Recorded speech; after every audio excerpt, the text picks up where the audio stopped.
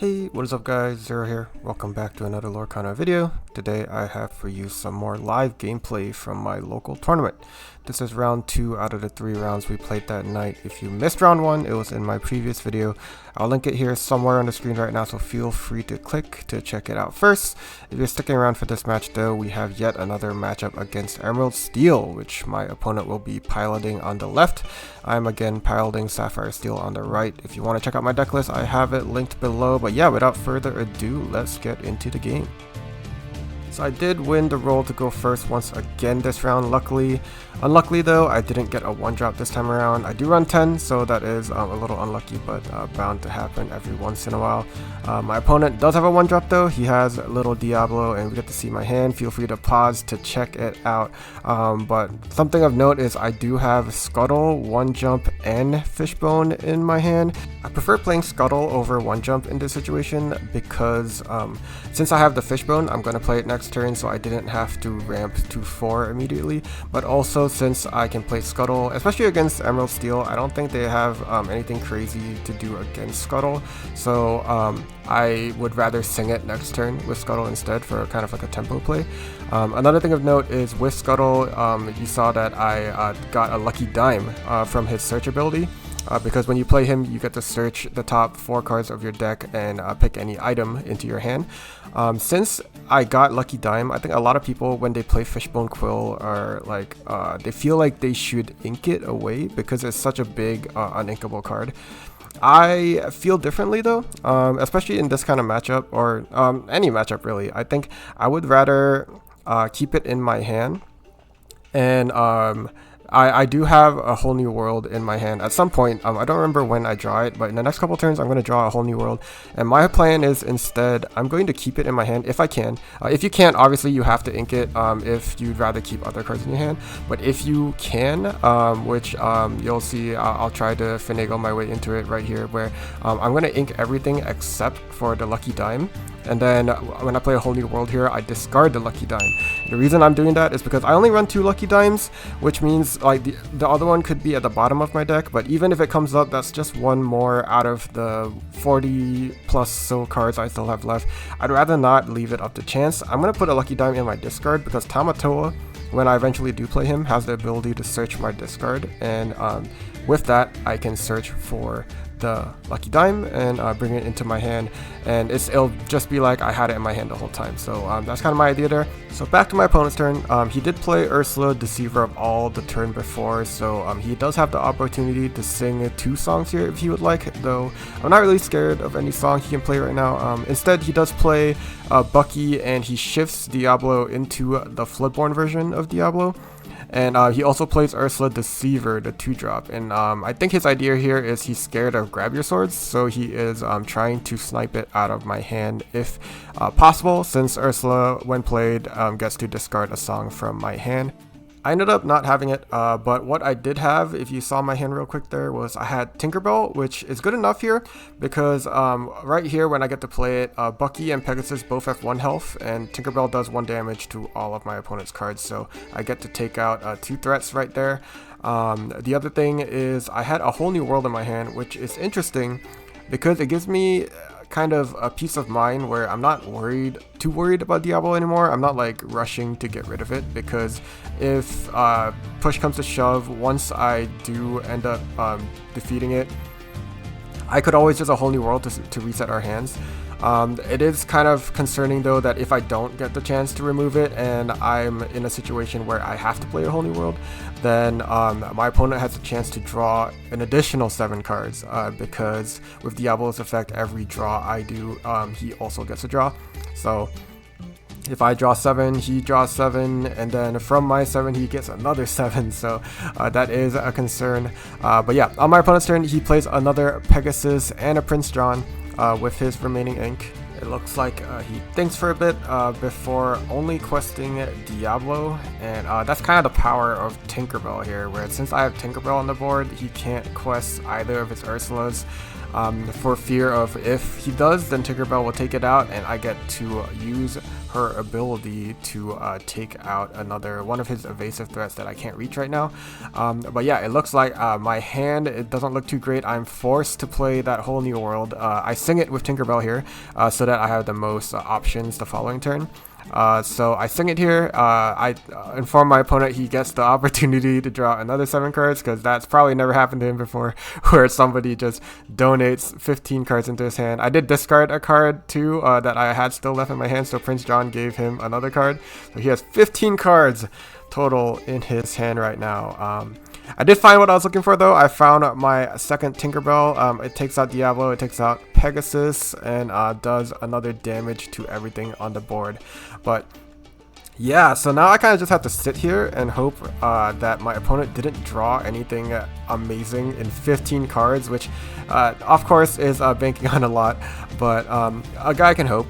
On top of that, with my remaining ink, I baboom away his singer Ursula, because there's a high chance she has songs now, and I don't want the double sing anymore. And with 3 remaining ink, I finally find my popsicles and photospheres, so I play them out here, which is really good, honestly. I was kind of looking for them during my last whole new world to set up a bit, but I did not find them, and I find them all here. So now at least I'm getting a stack of items that will be helpful once my Tamatoa comes out, and makes it a bigger threat than when I had almost none on the board. But yeah, back to my opponent's turn. You can see the ink disparity now, where he has a total of 4 ink, but thanks to my singing 1 jump ahead with my fishbone and 2 whole new worlds, I'm at a whopping 10 ink compared to 4, so my options are very much higher than my opponent's.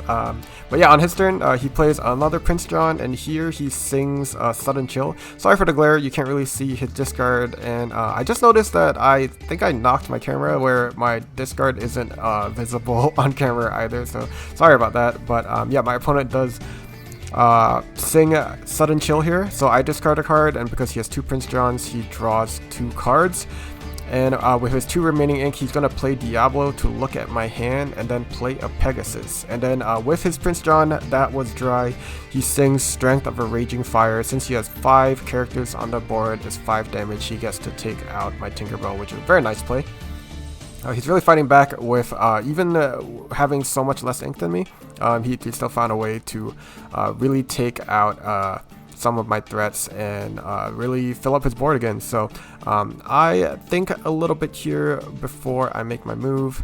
I think here I'm debating if I should play my Tinkerbell, because playing it does remove a lot of his board. It takes out the Prince John, the Ursula, the Pegasus. Instead, I do play Tamatoa though, because I think I need to start threatening to gain lore in a lot of it.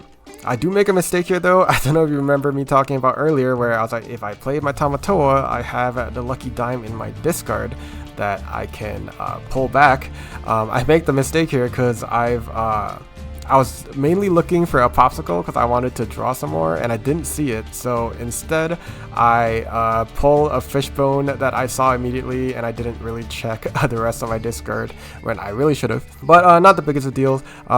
If push comes to shove, I could always quest with Tamatoa and pull the dime there. I do manage to clear a lot of the board though with Tinkerbell. I take out the Ursula, and from there I do an additional 2 damage to the Diablo because I don't want shift Diablo shenanigans happening. And with Scuttle, I remove the Prince John, and suddenly my board looks a lot better than my opponent's. He still has about a 6 lore advantage, but with I think with a Sapphire Steel deck, that doesn't really matter too much because Sapphire Steel can gather a lot of lore very quickly, so it's not really a concern of mine. My opponent does ink up to 6, and he does play, let's see what comes next. 2 Diablos. Out comes 2 Diablos, so maybe it was a good choice there to take out the young Diablo. With Prince John, he does sing Let the Storm Rage On to take out my Scuttle. I don't think I agree with that move, mainly because now my Tinkerbell has a target. I can attack the Prince John to take the Diablos out. It doesn't end up mattering too much though, because as you'll come to see, after I play all of these cards to start fueling at my Tamatoa, And here's where I look through my Discord and see the lucky dime, because I remembered doing the play earlier that I planned and not actually executing it on it. But doesn't end up mattering. I do have yet another Tamatoa in my hand, so from that I can pull the lucky dime. I think that wasn't the right play though. I should have just quested with the Tamatoa and pulled it, but it doesn't matter there. I do have a grab your swords in my hand. I will just play it with Tinkerbell and take the first game. My opponent does decide to scoop, which I think is the correct play there, because, you know, I have 2 Tamatoas on the board. I have a lucky dime. If he doesn't have a way to remove, even if he does remove one, you know, it's looking dire. I just cleared his whole board, so best to just move on to the next game. And he gets to be on the play now. He gets to go first, so we'll see how things change up for this following game. So yeah, so far feeling pretty good about the matchup. I played against Emerald Steel in the previous game too, and I 2-0'd it. And so far, I feel like the matchup has been really good so far, at least. But I will note my opponents haven't had the chance to turn 2 Bucky me yet, so they usually didn't get to play Bucky on turn 2, and that could make a big difference. I will have to see if my opponents get like you know, the perfect hand maybe. We'll see how my deck fares against that. But yeah, into the game. My opponent gets first play, and he plays Little Pegasus on his first turn. And for mine, I unfortunately, again, I don't find a Popsicle. I did get a Develop Your Brain this time around though, so at least I get a play. Back to my opponent for his turn 2. He does ink a card, and he just quests and passes. So unfortunately for him, he does not have a turn 2 play, let alone not having Bucky. There's just nothing he can play on turn 2 apparently, which is really unfortunate. On my turn 2, I ink Develop Your Brain, and I play Scuttle once again. This time I find a Popsicle, a much more reasonable early play rather than Lucky Dime. But yeah, I don't get to do the same tactic as the first game though, so we'll see. But yeah, on turn 3 he does have Diablo, so he plays Diablo here, and I think I'm considering what to do. I do play a Popsicle, and from here I will ink a card, I presume. I think, yes, I'm looking at, I think I'm just thinking about what to ink here, but yes, okay, I ink Grammatala, and I have Baboom, so I play Baboom on the Diablo, and I just quest with my Scuttle and pass back to my opponent.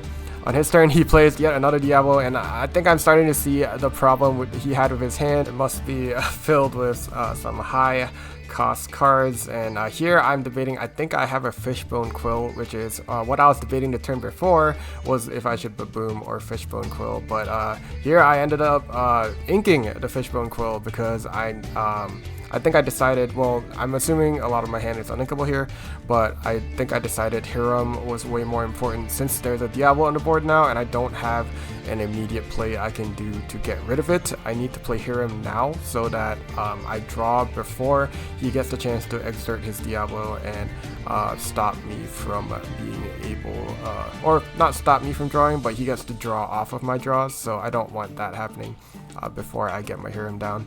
On his turn though, my opponent did sing with his Diablo, let the Storm Rage on to deal 2 damage to my Hiram. I think he was just mainly looking for the draw there, but he also plays the Tragic Hero Beast. Oh, he did forget to quest with his Pegasus, so that's what that run back was. I didn't mind, you know, this is a locals tournament, it's not that serious, so no problem running it back there. But yeah, he does play Tragic Beast, and that just made it my Grab Your Swords all the easier. I play Grab Your Swords to take out Diablo, take out the Pegasus, and deal damage to Beast, because when Beast has damage on him, he doesn't get to draw anymore. He is stronger though, so he did have the attack power to take out my Scuttle, and he plays another Tragic Beast, but I'm going to play Tinkerbell here and deny him drawing yet again.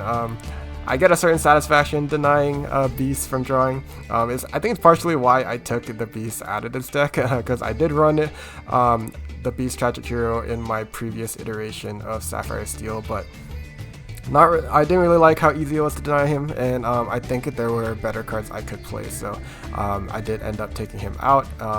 And I feel validation when I do this to people who play Beast, either in Emerald Steel or Sapphire Steel. So yeah, that was a choice. My opponent did play Diablo on his turn, and I think he sudden chilled me, I'm pretty sure. But on my turn, I'm going to use Hiram to sing how far I'll go. And from here, I will play a Fortisphere, draw a card, hopefully start building up some items because I haven't really had a chance this game. But luckily against Emerald Steel, 1 is all I need to get Ariel online, which I'm about to play right here on turn 6. 6 cost Ariel. Her ability is as long as I have more items than my opponent, I get to lore for 5 instead of 3, and 1 is all I need against Emerald Steel. But here I sing grab your swords with Tinkerbell, take out the rest of his board. I take out one of the Tragic Beasts and a Diablo, and then on his turn he's going to use his stronger Tragic Beast to just take out my Tinkerbell, get rid of that threat, so that his board is safer. He checks with Ursula Deceiver here to see if I have a song, but I show that I just have Fire Your Cannons and Tinkerbell. No songs, so no hits. From here, I make a mistake here. People always say you should draw before you do anything, so I use Hiram to try and draw. And unfortunately, I needed that item because that was what got my Ariel to be 5 lore quester instead of 3. I did mess that up, but no problem. I just quest for 3 here. I play my Cogsworth, pass over to my opponent, and he shows me Bucky. There is finally the Bucky being played. And here, my board looks great, and my opponent really hasn't a chance to gain lore like he did the game before. I'm ahead in lore, I'm ahead in board, and now I had the Tinkerbell in my hand, so when I play it here, I'm going to wipe out the Bucky, and I think my opponent sees the end coming, and he will end up deciding to scoop against this board as I'm threatening to win in the following turn, especially if I get an item. So yeah, good game to my opponent, and I'll catch you guys in the next game. Ciao!